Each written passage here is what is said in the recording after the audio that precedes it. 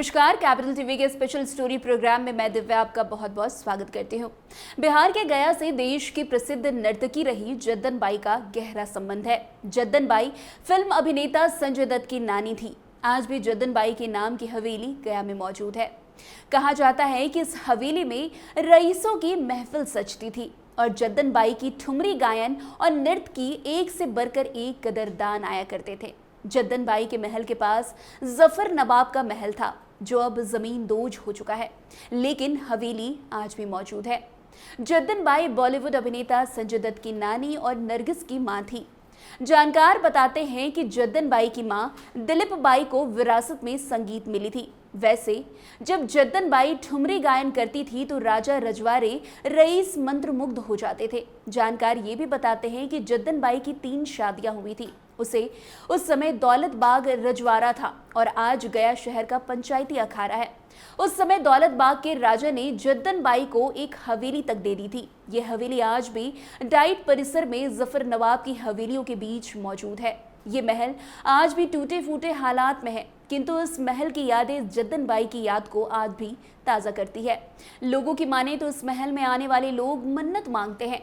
इस तरह आज भी लोगों के लिए ये महल एक जिंदा स्वरूप है। लोग ये भी बताते हैं कि महल के सामने खड़े होकर मांगी गई मन्नत आज भी पूरी होती है। लोग कहते थे, उसी आधार पर हम बता रहे हैं कि जो जद्दन बाई का ये महल था, जफरुद्दीन नवाब जफरुद्दीन का, तो यहाँ पर मुजरा वगैरह होता था और फिर राजा का महल आगे था जहाँ पर दरबार लगता था और पीछे में रानी का महल था। बीच में एक रास्ता था जो कि अपने आप खुलता था, बंद होता था। तो अब वो एकदम खंडहर हो चुका है। सरकार को चाहिए कि उसको इस धरोहर को, ऐतिहासिक धरोहर को संरक्षित रखे। इसका जो जीर्ण शीर्ण अवस्था में है उसका मरम्मती वगैरह करवाएं। हाँ, जद्दन बाई नरगिस की माँ थी उनका। हाँ, नरगिस फिल्म हीरोइन जो है सो, और उनका बेटा संजय दत्त है।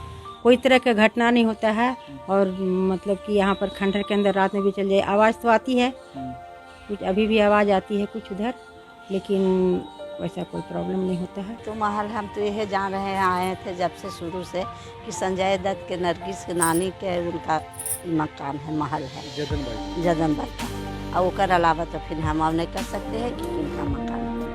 अब तो जर्जर आव हो गए, जब से ये चत के मरे ना, जब से ही छोड़ दिया गया कि जर्जर हो गया। पहले तो अच्छा था, ठीक लगता था, बहुत सुंदर लगता था। हाँ, जब से ही मरे, जब से ही छूट गया, फिर टूटे फटे लगा, सब टूट फट गया। इस तरह जद्दन बाई का महल अब मन्नत पूरी करने वाले महल के रूप में भी जाना जाने लगा है। वैसे उन दिनों बनारस और कोलकाता के साथ साथ गया भी नृत्य और संगीत का बड़ा केंद्र हुआ करता था। इसका प्रमाण गया शहर स्थित जद्दन बाई का महल है। जद्दन बाई गया घराने से भी जुड़ी हुई थी। कई प्रसिद्ध राजाओं के वंशज जद्दन बाई के महल में ठुमरी गायन और नृत्य देखने आया करते थे। गया में जद्दन बाई के कई साल बीते, लेकिन समय बीतने के साथ जद्दन बाई प्रसिद्ध भारतीय गायिका और अभिनेत्री भी बनी। जद्दन बाई हुस्न भारतीय सिनेमा की पहली महिला संगीतकार रही। जद्दन बाई यूपी की रहने वाली थी और गया आने के बाद ही वो कोलकाता और मुंबई तक पहुंच पाई। वैसे गया में ही जद्दन बाई ने ठुमरी गायन और नृत्य में अद्भुत कला दिखाया। इसके बाद गया से ही वो कोलकाता और मुंबई पहुंच गई और फिर गायकी, नृत्य और अभिनय के क्षेत्र में अपनी प्रतिभा लहराई है, जो कि अभी एक खंडहर का रूप ले चुका है। ये एक बहुत ही प्रसिद्ध, समझ जाइए कि ये जद्दन बाई एक नर्तकी थी और एक बहुत ही प्रसिद्ध संगीतकार थी, जिनका ये महल था और ये अभी खंडहर का रूप ले चुका है। और एक सुप्रसिद्ध अभिनेत्री नरगिस दत्त की वो माँ हुआ करती थी और संजय दत्त की वो नानी थी। और टिकारी महाराज से भी बहुत सारे लोग उनका यहाँ कार्यक्रम नृत्य का, संगीत का देखने के लिए आया करते थे। अभी ये फिलहाल खंडहर का रूप ले चुका है। अगर सरकार इस पर थोड़ा सा भी ध्यान दे तो ये बहुत ही सुंदर रूप ले सकता है, क्योंकि अभी भी बहुत से लोग यहाँ पर आकर के घूमने के लिए, फ़ोटो खिंचवाने के लिए लोग आते हैं और इसका दर्शन करते हैं। तो ये इसके लिए फेमस था। काफ़ी एक नामी ये बिल्कुल बहुत नामी था और गया का एक फेमस जगह था ये, जहाँ पे लोग आते थे, जद्दन बाई का। जी, नृत्य के क्षेत्र, नृत्य कला के क्षेत्र में। हाँ, नृत्य कला, एक तरह से ये संगीत के क्षेत्र में, नृत्य कला में बहुत ही प्रसिद्ध कलाकार थी और उनका ही ये महल था, ये हवेली था। ठुमरी गायिका थी वो। जी जी सर। वैसे गया में जद्दन बाई के कई साल बीते हैं, लेकिन समय बीतने के साथ ही जद्दन बाई ने एक बड़ा मुकाम हासिल किया है। फिल्म अभिनेता संजय दत्त समय समय पर कहते भी रहते हैं कि गया से हमारा गहरा संबंध है, क्योंकि वो हमारा ननिहाल है। इसका सबसे बड़ा उदाहरण जद्दन बाई का महल है, जो आज मौजूद है। इसकी देख रेख जो है जद्दन बाई की बेटी नरगिस ने कई सालों तक की, लेकिन अब देख रेख के अभाव में ये बड़ी विरासत अस्तित्व जो है धीरे धीरे खोने लगी है।